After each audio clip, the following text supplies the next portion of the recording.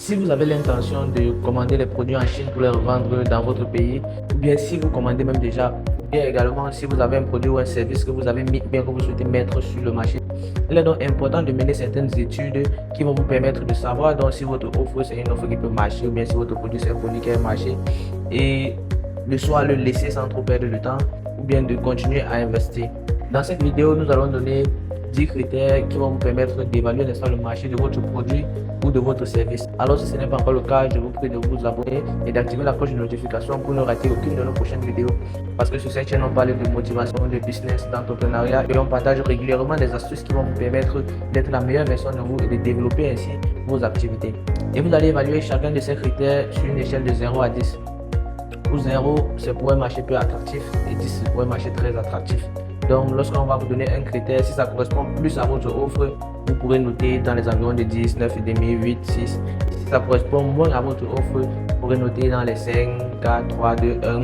Bon, en fait, ça va dépendre de vous. Tout ce que je vais vous dire, c'est d'être très prudent dans votre évaluation. Et surtout, restez jusqu'à la fin, parce qu'à la fin de cette vidéo, je vais vous expliquer comment vous pourrez exploiter cette évaluation pour savoir si votre projet nécessite réellement que vous investissiez autant de temps, d'énergie et d'argent, ou bien que votre projet est simplement à balancer dans la poubelle.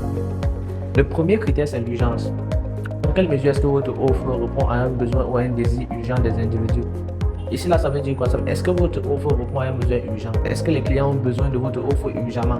Par exemple, aller en vacances n'a pas de caractère d'urgence. Par contre, se vêtir, se nourrir ou bien se déplacer a un caractère d'urgence un peu plus élevé. Le deuxième critère, c'est la taille du marché. Combien de personnes sont-ils prêtes à acheter votre offre? Quand vous avez mené votre petite étude, quand vous avez essayé de regarder un peu, vous avez vu que combien de personnes dans votre entourage sont susceptibles à acheter votre produit ou bien à demander votre service. Si le nombre est très élevé, vous pourrez vous donner une note plus élevée, plus proche de 10. Et si le nombre est très bas, vous pourrez vous donner une note, n'est-ce pas, moins élevée, plus proche de 0. Le troisième critère, c'est le prix possible. Quel est le prix qu'un potentiel client serait prêt à payer pour trouver, n'est-ce pas, une solution à son problème? Puisque nous savons que tout produit ou tout service doit être sur le marché pour résoudre un problème spécifique. Donc, si un client a besoin de vos produits, de vos services, avec qu'il a eu un problème, qu'il sait qu'en prenant votre produit ou bien en demandant votre service, il pourra résoudre. Donc ici, il est question de savoir quel est le prix que le client sera prêt à payer, n'est-ce pas, pour trouver une solution à son problème. Prenons par exemple les bonbons.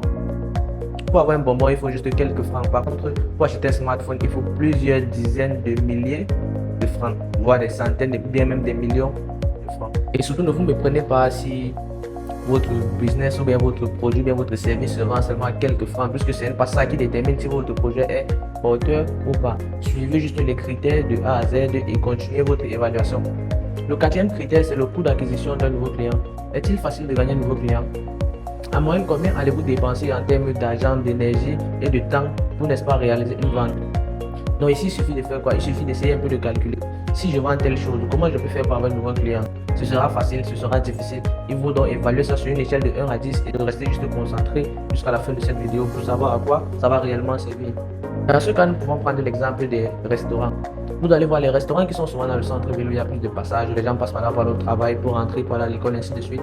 Ils investissent souvent moins ou bien même pas pour accueillir de nouveaux clients, puisqu'il y a directement un trafic de population qui se passe devant le restaurant. Par contre, ceux qui sont dans des quartiers un peu reculés où le passage est moins élevé, souvent investissent dans des millions de francs CFA pour, n'est-ce pas, recruter de nouveaux clients. Le cinquième critère, c'est le coût pour délivrer de la valeur. À combien estimez-vous en termes de temps, d'argent et d'énergie le coût de la valeur que vous délivrez à chaque client? Par exemple, transférer un fichier sur Internet demande peu de temps, peu d'énergie et c'est quasi gratuit. Alors que pour concevoir ou bien pour fabriquer une voiture, ça demande beaucoup de temps, beaucoup d'argent et beaucoup d'énergie.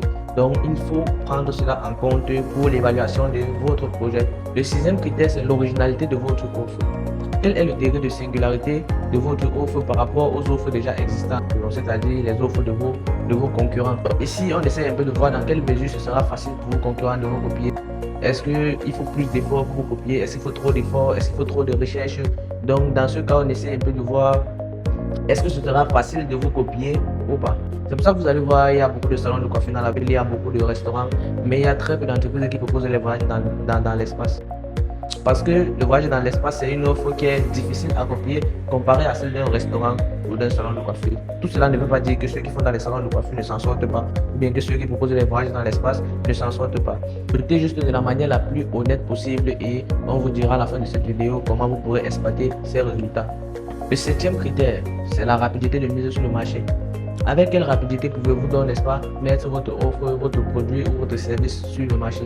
Par exemple, si votre service consiste, n'est-ce pas, à proposer des lavages de voitures à vos voisins, ça nécessitera donc moins de temps. Alors que si votre objectif c'est d'ouvrir une banque, ça nécessitera plusieurs années de travail en arrière-plan. Je vais prendre un autre exemple. Vendre un écouteur sans fil, si vous avez déjà un client, peut prendre quelques minutes. Par contre, fabriquer un écouteur sans fil peut prendre plusieurs mois, voire même plusieurs années. Le huitième critère, c'est l'investissement initial. Combien allez-vous devoir dépenser pour pouvoir vendre votre produit ou votre service pour la première fois? Et si vous n'êtes pas calculé toutes les dépenses que vous avez fait pour mettre votre produit sur le marché. Si par exemple votre produit c'est la fabrication des bonbons, combien avez-vous dépensé pour pouvoir fabriquer le premier bonbon? Donc il va falloir l'évaluer ici plus. En 9e position, nous avons le potentiel de vente connexe. Ici, il s'agit de quoi? Est-ce que vous pouvez proposer d'autres produits ou services en plus de l'offre que vous proposez déjà à vos clients? Prenons un exemple simple pour illustrer ce cas. Si quelqu'un vend les rasoirs, il peut facilement vendre encore la mousse à rasage, les lames et plusieurs autres produits. Par contre, celui qui achète un stylo bleu n'a pas besoin d'un autre, à moins qu'il perde celui qu'il a déjà acheté. Le dixième et dernier critère, c'est le potentiel de persistance de votre offre. Une fois que vous avez créé votre offre, quelle est la somme du travail que vous allez devoir mettre en œuvre pour pouvoir continuer à la vendre? Nous allons prendre l'exemple d'un livre. Un livre ne s'écrit qu'une fois, mais peut se vendre des milliers, voire des millions de fois. Par contre, un même plat dans un restaurant ne peut pas se vendre deux fois. Donc, ce sont des critères également qu'il faut prendre réellement en compte pour savoir si votre projet est un projet viable ou pas. Maintenant que nous avons fini avec des critères, c'est le moment de faire le total. Vous allez donc faire le total de chaque note que vous avez eu sur chaque critère. Si votre résultat est inférieur ou égal à 50, je vous conseille du fond du cœur de choisir une autre idée sur laquelle vous allez investir votre temps, votre énergie et votre argent, puisque cela ne sera pas réellement une idée porteuse. Si votre résultat est alors supérieur ou égal à 75, foncez. Il faut continuer de travailler sur ce projet parce que c'est une idée qui est réellement prometteuse. Toutefois, si votre résultat est compris entre 50 et 75, c'est une idée qui peut réellement être rentable, mais il va falloir beaucoup charbonner, il va falloir beaucoup travailler, il va falloir également beaucoup investir pour pouvoir, n'est-ce pas, profiter de cette activité. J'espère que ces 10 critères vont vous aider dans le sens où vous n'allez plus investir votre temps, votre énergie, votre argent dans des choses qui ne valent pas réellement la peine. Et je vous invite, si vous n'avez pas bien compris une partie, à revoir cette vidéo puisque c'est la répétition qui est la mère des sciences. Alors, je vous dis à très bientôt dans une prochaine